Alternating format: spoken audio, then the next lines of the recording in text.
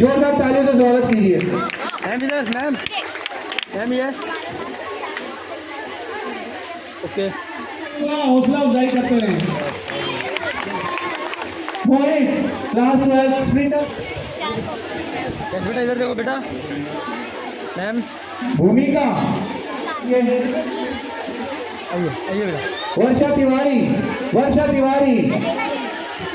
Yes ma'am Varsha Tiwari हाथ। Vanshika class 12 Andhra school. Vanshika Vanshika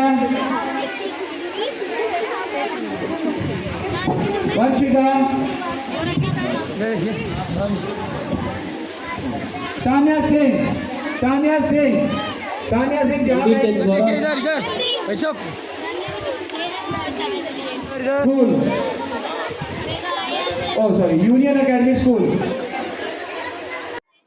नमस्कार, मैं पल्लवी शर्मा, आप देख रहे हैं अमन न्यूज और इस वक्त हम मौजूद हैं दिल्ली के करोल बाग टैंक रोड इलाके में, जहां पर आप देख सकते हैं कि युवा शिक्षा संगठन की ओर से पुरस्कार वितरण समारोह रखा गया है। और आज आप देख सकते हैं हमारे साथ यहाँ पर तमाम जो मुख्य अतिथि हैं वो यहाँ पर हैं। आइए उनसे बातचीत करते हैं और जानते हैं कि इस प्रोग्राम को लेकर उनकी क्या राय है, बच्चों को शिक्षा को लेकर उनकी क्या राय है। सबसे पहले अभी बन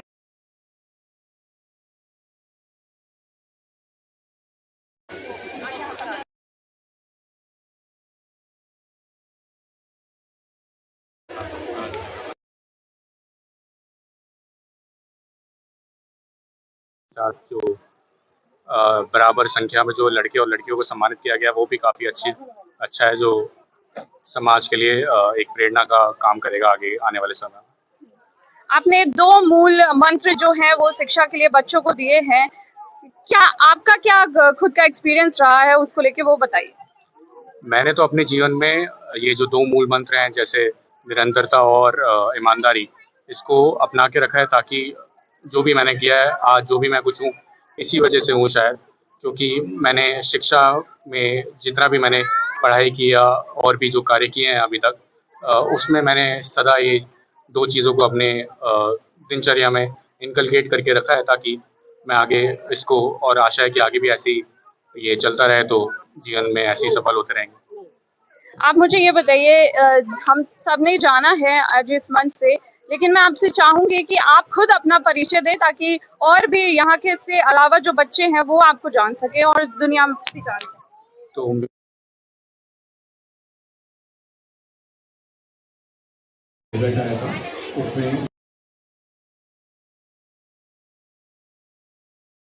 अकेडमी स्कूल है, वहाँ से कंप्लीट किया। उसके बाद मैंने Shri Ram college of commerce से बीकॉम ऑनर्स में ग्रेजुएशन कंप्लीट किया है, जो कि 2021 में था। तो ये मेरा पहला ही सीरियस अटेम्प्ट था जिसमें यूपीएससी का, और उसमें ही मैंने मतलब रैंक हासिल किया है। तो अभी मैं होपफुल हूँ कि कोई सर्विस एलोकेशन में अच्छी सर्विस ही अलॉट होगी। तो ये मेरा परिचय है ब्रीफ में। मेरा एक सवाल आपसे ये भी है कि जिस तरह से बच्चों पर प्रेशराइज करके जिस तरह से उनको आगे ट्रीट किया जाता है, और अगर फेल हो जाते हैं तो वो अपने ऊपर लेकर सुसाइड अटेम्प्ट कर लेते हैं या अपने आप को हार्म पर पहुंचाते हैं, उनके लिए आप क्या मैसेज देना चाहेंगे? देखिए, जो आजकल ये जो सुसाइड और ये सब जो केसेस चल रहे हैं, ये पहली बात तो ये जो कदम उठाना है, इतना भारी कदम जो उठाया जा रहा है, ये किसी चीज़ का हल नहीं है। और इससे उल्टा आप अपने आप को तो दर्द दे ही रहे हैं, लेकिन अपने माता-पिता, अपने परिवार वालों को ज़्यादा दुःख दे रहे हैं, जिनके लिए शायद आप वो सपने देखते थे, जो परीक्षा में जो भी हम बैठते हैं या कोई भी एग्ज़ाम देते हैं, वो अपने अपने से ज़्यादा अपने माता-पिता, अपने घरवालों के लिए देते हैं। और एक बार ऐसा कदम उठाने से पहले हमें ये सोचना ज़रूर चाहिए कि जब ऐसे कदम के बाद जब हमारे माता-पिता, हमारे घरवालों को इसके बारे में पता चलेगा, तो उनके उनके ऊपर क्या बीतेगी। और यही हमको ध्यान में रखना चाहिए इस कदम उठाने से पहले। साथ ही साथ जो करियर काउंसलिंग है या मेंटल हेल्थ के जो इश्यूज़ हैं, जो आजकल तत्परता से बहुत जगह उठाए जा रहे हैं, बहुत इंस्टीट्यूशंस में, कॉलेजेस में मैंने देखा है कि काफ़ी जगह मेंटल हेल्थ को अब बढ़ावा दिया जा रहा है। तो वो भी एक सॉल्यूशन है कि हम स्पॉट करें, अगर ऐसे कोई बच्चे हमको दिखते हैं जो कि इस तरीके से जूझ रहे हैं किसी समस्या से, तो उनको मदद करनी चाहिए। इसी प्रकार हमारे आस-पड़ोस मोहल्लों में भी जो हमारे सम्मानित लोग हैं, उनको देखना चाहिए कि अगर कोई बच्चा ऐसे जूझ रहा है किसी तरीके से, तकलीफ से, तो उसको मदद करनी चाहिए। वो हमारा नैतिक कर्तव्य भी बनता है। अमन न्यूज की तरफ से इस मंच से बच्चों को, युवाओं को क्या संदेश देना चाहेंगे? मैं बस यही संदेश देना चाहूँगा कि शिक्षा ही वो कुंजी है जिससे आप आगे की सफलता के ऊपर अपनी जो भी आप करियर बनाएंगे उसकी जो बुनियाद है वो शिक्षा से ही है। चाहे फिर आप कोई भी फील्ड में जाएं, चाहे आप स्पोर्ट्स में जाएं, चाहे आप व्यापार में जाएं, चाहे आप सरकारी नौकरी में जाएं, प्राइवेट नौकरी में जाएं या स्टार्टअप करें, कोई भी चीज़ करें, लेकिन उसका बेस अगर आपको सॉलिड बनाना है तो शिक्षा से कभी मत मुंह मोड़िए।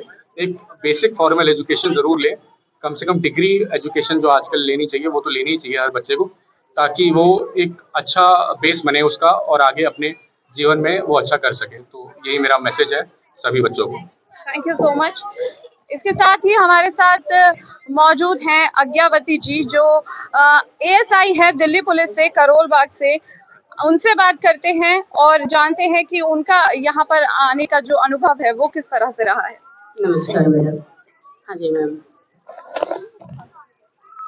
वैसे तो पब्लिक के बीच में हमारा कम ही टाइम वेस्ट होता है, लेकिन जो भी दुखी होकर थाने में आते हैं फिर उनके बारे में जो सोचा जाता है तो मुझे लगता है कि उनसे ज़्यादा मैं दुखी हो जाती हूँ कि जिस बात को लेकर वो आए हैं उसका कोई सोल्यूशन तो होता नहीं है और उसको और दुखी भी किया जाता है, बार बार बुलाया जाता है उसको। वो किसी चीज को मना करते हैं फिर भी नहीं नहीं आपकी कंप्लेंट ये है, ये किएंगे, ये करेंगे।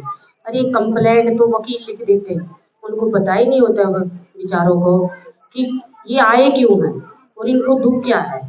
वकील से लिखवा लाए, वकील को पता है कि ऐसी कंप्लेंट लिख दे कि FIR दर्ज हो जाए और उसका वो परमानेंट ग्राहक बन जाए, कमाई का साधन बन जाए। उस बेचारे को पता ही नहीं होता पब्लिक के इंसान को कि पुलिस क्या करेगी और वकील क्या करेगी। तो मैं इस माध्यम से ये बताना चाहूँगी कि सब कुछ दो बच्चों को, लेकिन जिस फील्ड में भी बच्चा जाए या बड़ा जाए या बुजुर्ग जाए या लेडीज जाए, उनको पहले बताओ ये चीज कि आप क्या करने जा रहे हो, इसका रिजल्ट क्या है। रिजल्ट कोई बताता नहीं है, भेज देते जाओ आप जाओ आप जाओ आप। क्यों जाए भाई, करना क्या है। आप उसको हर एक संस्था में, जो भी संस्था खोली जाए उसमें हर तरह से ट्रेंड आदमी को भी रखा जाए, वो वकील का हो, वो पुलिस का हो, वो कोई भी हो जाए या पब्लिक का हो, ठीक है। मैं बिल्कुल भी नहीं डरती सच्चाई बताने में, मैं सच्चाई बताऊंगी, मेरा नंबर बिल्कुल ले लेना, ठीक है। ना वकील सच्चाई बताता कभी, ना पुलिस वाला सच्चाई बताता कभी, ये आपने भी देखा। नहीं बताते, नहीं बताते, बिल्कुल नहीं बताते, दोनों ही नहीं बताते और दोनों ही बेईमान होते हैं, दोनों ही बेईमान होते हैं, वकील भी पुलिस वाला भी। समाज पिसता है, जो दुख होता है ना उस समाज वाले को या पब्लिक वाले को पुलिस में और वकील के पास जाने से और ज्यादा दुखी हो जाता है। तो इसमें किस तरह से और भी जो प्रावधान है वो बनने चाहिए, कानून बनने चाहिए जिससे कि पब्लिक को परेशानी ना हो और पुलिस को उनकी बात सुननी चाहिए, उसके लिए क्या करना चाहिए?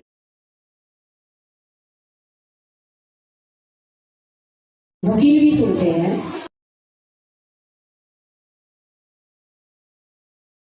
या वो उस बात को लेके सफर करेगा, वो चीज कोई नहीं बताता। वो चीज इसलिए भी नहीं बताता क्योंकि जो पुलिस में आएगा वो वकील की चाबी भर के आएगा। यदि पुलिस वाला उसको बता देगा कि ये कठिनाई आपके सामने आती है तो वकील कहेगा कि भाई अच्छा काम नहीं करना चाहता। ये बात फिर उल्टी पट्टी चली जाती है, पब्लिक वाले सोचेगा मेरा वकील अच्छा बता रहा है इसलिए पुलिस वाला मना कर रहा है, लेकिन ये बात नहीं होती। पुलिस वाला फिर भी उसको बताता है कि आपके सामने ये परेशानी आएगी। तो मैं कही कि ना तो पुलिस बताएगी आपको सही रास्ता, ना पब्लिक बताएगी। ऐसी ऐसी संस्था को खोलो, उनमें एक सलाहकार भी रखो, कोई भी कदम उठाओ उसे सलाह लेके आगे चलो। इस मंच से, अमन न्यूज के माध्यम से आप जनता को, युवा को, बच्चों को क्या संदेश देना चाहेंगे? मैं मन से ये बच्चों को बताना चाहती हूँ कि हर बच्चा अपने बड़ों का आदर मान करे और उनकी बात माने, अच्छा खाएं, शरीर बनाएं और अच्छी शिक्षा प्राप्त करें। बाहर का बिल्कुल भी ना खाएं और बाहर का कोई भी हो एनीवन रिश्तेदार भी, अड़ोसी पड़ोसी भी, किसी को अपना मकसद ना बताए कि तूने क्या करना है। यदि मकसद बता दिया कि मैंने ये बनना है, मैंने ये करना है, वो कभी कामयाब नहीं होगा। हमारे साथ इस वक्त मौजूद है अमर सिंह चौहान जी, जो इस संस्था के फाउंडर हैं। आप ये बताइए कि इस संस्था का आपने किस तरह से सोचा, क्या माइंड में आया जो आपको लगा कि बच्चों के लिए शिक्षा का एक संस्थान होना जरूरी है आज के समय में?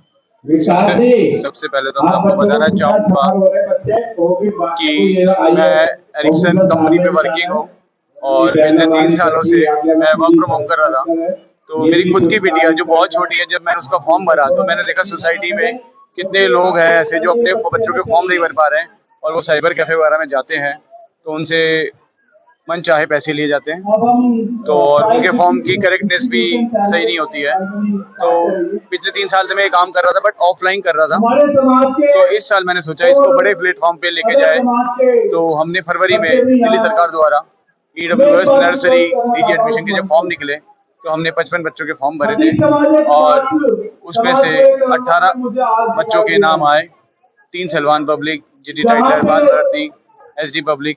और उसके बाद हमने पूरी कोशिश करी कि उन बच्चों को प्रॉपर तरीके से सीट मिल जाए, स्कूल किसी तरह से मनमानी ना करे। और जब वो हुआ तो हमें लगा कि हमने कोई सफलता हासिल करी है। उसके बाद हमने अपने अगले प्रोग्राम्स स्टार्ट करे, जैसे केंद्रीय विद्यालय एक माना हुआ स्कूल है और दिल्ली के जितने भी अभिभावक हैं उनकी प्रयास ये रहता है कि उनके बच्चे केंद्रीय विद्यालय में जरूर जाए। उसमें से हमने 25 बच्चों के फॉर्म भरे थे और उन सभी 25 बच्चे सिलेक्ट हुए थे। और आपको बताते हुए मुझे बड़ी खुशी हो रही है कि वो 25 अभिभावक वो हैं जो निहायत ही जरूरतमंद हैं। जैसे हमारे समाज में एक व्यक्ति है जो छोले भटूरे की रेडी लगाते हैं, एक व्यक्ति है जो रेडी चलाते हैं, मात्र 12,000 रुपए कमाते हैं। तो ऐसे अभिभावकों के बच्चों का नाम केंद्रीय विद्यालय में एडमिशन हुआ, ये हमारे लिए बहुत गर्व की बात थी। उसके बाद हमने 14 अप्रैल अम्बेडकर जी की जयंती पर हमने पुरस्कार वितरण समारोह रखा। उसमें हमने पहली से 5वीं कक्षा तक बच्चे को बुलाया जिन्होंने 80% या उससे ज्यादा मार्क्स लिए हैं। और वो किसी भी समाज, किसी भी स्कूल, हिंदू, मुस्लिम, सिख, ईसाई, सरकारी, प्राइवेट स्कूल से हुए थे, उन सबका भी सम्मानित किया पुरस्कार से। और उसके बाद हमने जॉब्स के लिए अपने समाज में युवाओं को मदद करी और अभी 1 जून 2023 से हमने समर कैंप भी चलाया है और उसमें हमारे महिला संगठन बढ़ कर हिस्सा ले रही है। तो उनका मैं एक बार फिर से सहयोग के लिए धन्यवाद करना चाहूँगा। और ये जो प्रोग्राम है आज 9 जून का, इसमें कक्षा 6 से लेकर 12वीं तक के बच्चे जिन्होंने 70% से ज़्यादा नंबर हासिल किए हैं उनको हम सम्मानित कर रहे हैं। और इस प्रोग्राम में हमारे जो मुख्य अतिथि हैं वो 3 IAS अधिकारी हैं, श्री मुकेश रजौरा जी, नीतीश रजौरा जी, सिद्धांत रजौरा जी और हमारे ACP साहब दिनेश भट्टावालिया जी, जो किसी कारणवश अपनी ड्यूटी की मीटिंग के चक्कर में आ नहीं पाए हैं। तो उसी के लिए ये प्रोग्राम रखा गया है। और बाकी आप देख सकते हैं किस तरह से यहाँ पर लोग आए हुए हैं। अब मैं आपसे गुजारिश करूंगा कि एक बार हमारी महिला संगठन से भी आप 2 सवाल करें। और आपके समय के लिए धन्यवाद। इसलिए ये मंच तैयार किया कि लोगों के घरों तक और समाज के जितने भी हमारे बच्चे हैं उनको मजबूत करने के लिए प्रोत्साहन किया जाए सबसे पहले, क्योंकि देखो इस क्षेत्र में इस तरीके का कोई भी कार्यक्रम नहीं हो पाया है। और आप अगर यकीन करें तो करोलबाग बापानगर का एक क्षेत्र ऐसा है जहाँ पे बच्चे जो है वो गलत व्यवहारों में पड़ रहे हैं। तो हमने काफी टाइम सोचा इस बारे में कि किस तरीके से हमें लोगों को बदलना चाहिए, क्या करना चाहिए। तब हमें समझ में आया कि नहीं, अगर क्योंकि देखो मैं पेशे से वैसे गूगल में जॉब करता हूँ, मैं वेब डिजाइनर और वहाँ का मैं वेब मैनेजर हूँ। सो हमने काफी डिस्कशन किया। हमारे मेरे जो युवा संगठन के एक साथी हैं अमर सिंह चौहान, हमने डिस्कशन किया इस चीज के ऊपर कि इस समाज के लोगों को कैसे बदला जाए। तो ये मुहिम हमने छेड़ी, इस संगठन का नाम सोचा कि क्या रखना चाहिए। तो युवा शिक्षा इसलिए रखा गया, युवा जो शब्द है वो समाज को कहीं ना कहीं जोड़ता है, क्योंकि देखो समाज के सभी लोग कहीं ना कहीं कुछ कर रहे हैं, लेकिन जो एक युवा शक्ति है ना वो देश को भी, समाज को भी मजबूत करने के लिए सबसे ज्यादा ताकत उन्हीं में ही। तो हमने ये नाम रखा और धीरे धीरे हम लोगों ने कई प्रोग्राम किए। एक ये बड़ा मंच बनाया कि जिससे यहाँ से लोगों को मैसेज दिया जाए कि अपने जीवन में किस तरीके से आगे बढ़ना है। किस तरह से ये संगठन कार्य करता है वो भी बताइए।